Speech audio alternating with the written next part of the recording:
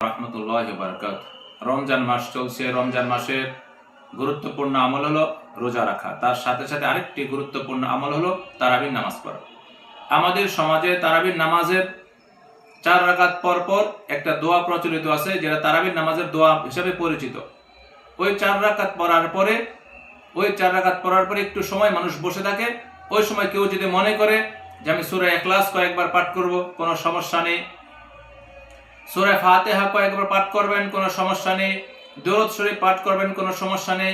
এক কথায় আপনার মুখস্থ, আপনার জানা মতে যত দোয়া আছে, যে কোনো দোয়া আপনি পাঠ করতে পারবেন, আপনার কোনো সমস্যা নেই।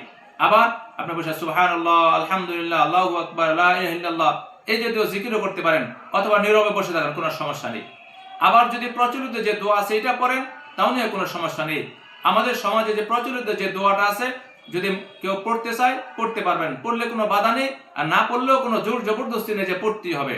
দোয়াটি হলো সুবহানাজিল মুলকি ওয়াল মালাকুতি সুবহানাজিল ইজ্জাতি ওয়াল আজমাতি ওয়াল হাইবাতি ওয়াল কুদরাতি ওয়াল কিবরিয়াই ওয়াল জাবারুতি সুবহানাল মালিকিল হাইয়িল্লাযী লা ইয়ামুতু ওয়া লা ইয়ানামু আবাদান আবাদা সুবহুন কুদ্দুসুন রাব্বুনা ওয়া রাব্বুল মালাইকাতি ওয়ার রূহ।